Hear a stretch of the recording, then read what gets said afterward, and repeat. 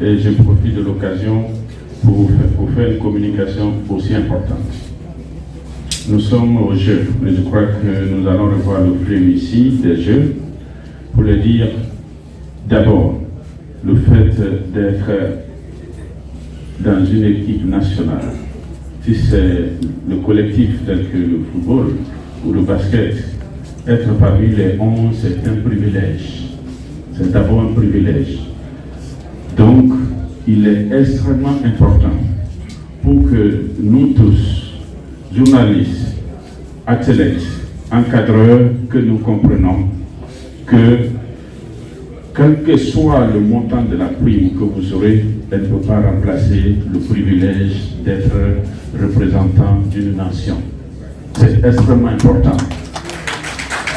Et c'est ce qui nous a poussé, vu qu'il y a des années que nous avons oublié ces valeurs. Je crois que nous allons visionner la vidéo qui a été faite ici par les anciens Olympiens pour dire que prochainement, que tous ceux qui auront l'honneur, le privilège et de représenter l'équipe nationale doivent passer par l'ASCAT.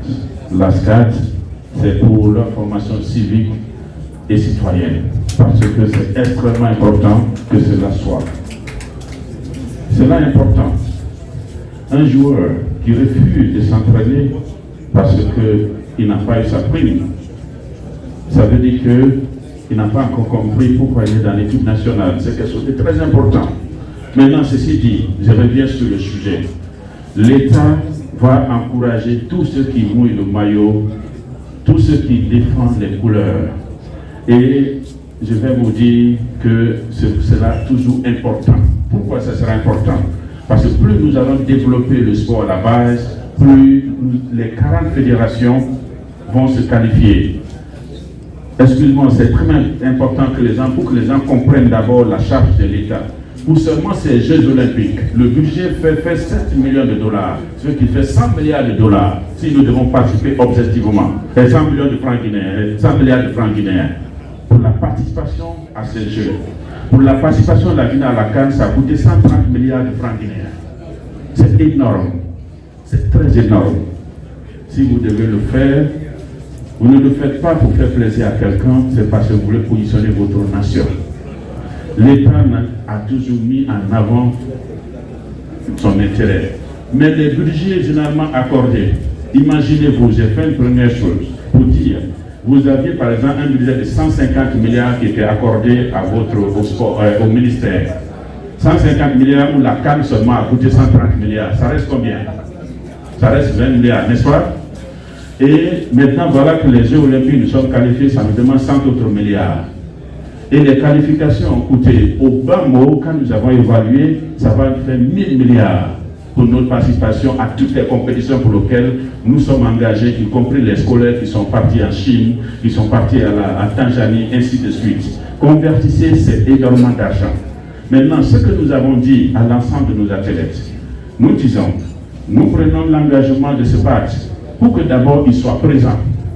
Donc, les questions de billets d'avion, les questions d'hôtel et les questions de leur prise en charge, pour que d'abord qu'ils soient présents, c'est des priorités extrêmement importantes. Maintenant, nous nous battons pour que, évidemment, les primes soient aussi payées parce qu'il y a un accord, et si ce n'est pas payé, c'est juste une question de procédure. Mais sinon, avant d'obtenir un ordre de mission, ça veut dire que l'État a accepté que vous serez payé. Donc, que l'athlète n'accepte pas de dire, parce que je n'ai pas eu ma prime, que je ne m'entraîne pas, c'est extrêmement important. De l'autre chose, ça c'est des solutions à court terme. À long terme, je peux vous dire, et je vous fais cette annonce, que peut-être ça va arriver en 2025, pas 2024. Votre gouvernement a doté le pays de ce qu'on appelle aujourd'hui la loi sur le sport, la loi 018. On n'avait pas de loi sur le sport depuis la création de nos nations. Et cette loi prévoit aujourd'hui le financement autonome du sport par des taxes, qui sont des taxes liées à tout ce qui nuit à la jeunesse. Les taxes sur l'alcool, les taxes sur le tabac, et taxes sur, évidemment, les jeux de hasard. Et nous avons aussi proposé, à notre arrivée à 2 mois, d'ajouter aussi une taxe sur la télécommunication parce que les jeunes sont les plus grands consommateurs de l'Internet. Il faut qu'on reprenne quelque chose là-bas. Et nous pensons que la loi de finances de septembre, nous serons à l'Assemblée pour défendre ce qu'on appelle aujourd'hui le test d'application. Si nous avons ce test d'application, ça nous permettra à partir de 2025 de sortir de cette situation de mendicité du sport. Parce que chaque voyage de nos équipes, c'est comme si nous partions mendier. Vous avez un budget de 150 milliards, vous avez fini d'absorber en un seul événement. À chaque manche, il faut que le ministre court derrière des bureaux, s'assoie là des heures et des heures pour demander. Et ça ne peut pas continuer. Et c'est effectivement parce que vous n'avez pas votre loi pour le financement du sport qui fait que les recettes qui sont générées sont indépendantes. De l'autre côté, quand nous allons faire cela, le sport aussi doit s'autofinancer, c'est de l'argent, c'est un business. La question de marketing, la question des sponsors, la question de toutes les autres participations vont permettre à ce que nous allons présenter ici avec le branding. Je crois cette question. Si évidemment vous pouvez le mettre ici, je préfère appeler M. Touré pour qu'on résout cette partie parce que M. Diwan sera absent. M. Touré de branding, pour vous dire comment nous allons faire pour que tout là. Parce que le circuit minimum pour pouvoir décaisser de l'argent à la Banque centrale, qui commence par la fédération, vient au ministère, la primature, la présidence, ministre des Finances, ministre du Budget, Trésor, puis Banque centrale, au bas mot, c'est 5 mois ou 6 mois, pour les autres c'est 8 mois, 9 mois, ou voire 1 an. Est-ce que vous allez attendre 5 mois pour que vous payiez l'hôtel de vos frères ou les billets d'avion? Nous sommes obligés de nous endetter en attendant que la procédure n'arrête. Et c'est pour ça que nous sommes en train de penser que si nous avons notre test de loi qui nous permet d'avoir les taxes, il faut créer une société que nous allons appeler bientôt aussi, on peut afficher Nimba Sport, qui va permettre de recevoir ce budget d'allocation spéciale et qui va réduire toute la procédure de telle sorte que l'ensemble des prestations soient faites par cette société et que pour diminuer le délai au maximum, comme évidemment une société privée. Et ceci permettra de réduire aussi le délai, mais aussi d'avoir des allocations et nous sortirons définitivement de cette question en 2025. Mais en contrepartie, c'est que cette société et ce branding ne pourra que sponsoriser les équipes performantes. Parce que c'est de cela qu'il s'agit. Ils ne pourront plus, aujourd'hui, on fait aujourd'hui un plan annuel et l'équipe, donc toutes les équipes doivent maintenant se battre pour être performantes, pour être sponsorisées par ces sociétés.